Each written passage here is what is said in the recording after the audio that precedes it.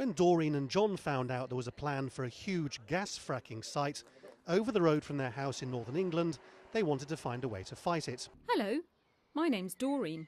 I live in Lancashire with my husband John. And they found some friends in a major ethical cosmetics company called Lush, which paid for a video used by anti-fracking campaigners, including Greenpeace, to spread the word about the effect of fracking on local communities. But under the terms of new legislation going through Parliament here, Greenpeace say they'd be unable to use propaganda like this at times of local or national elections. And they're not alone in feeling worried.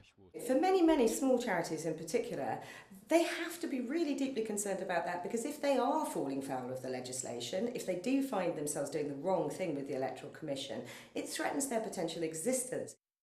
One prominent political commentator has described the lobbying bill as a piece of legislation which would put Britain halfway towards Putin's Russia in its effect on democracy, which is ironic, since it was hardly the intention of the law.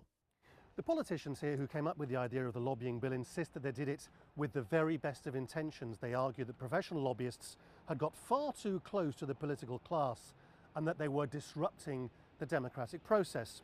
And yet, as this bill has gone through Parliament, there's been a growing chorus of complaints from civil liberties groups and charities who say that it is they and not many professional lobbyists who will be worst affected by this legislation.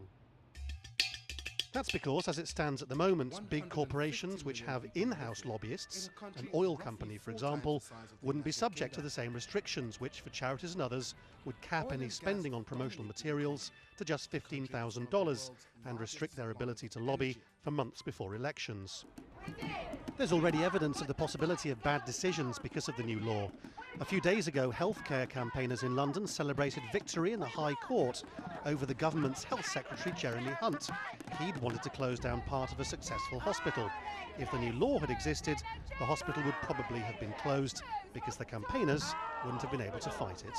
All of the activity which the Save the Lewisham Hospital campaign did, so the posters, the protests, also taking Jeremy Hunt to court, would have been caught under the proposed legislation. So in future, videos like the anti-fracking one might never be made because showing them could be illegal. There has been a debate in Westminster as to whether charities or campaign groups could be exempted from the new law. But what started off as an idea to improve democracy could, it's feared, end up doing the very opposite. Lawrence Lee, Al Jazeera, London.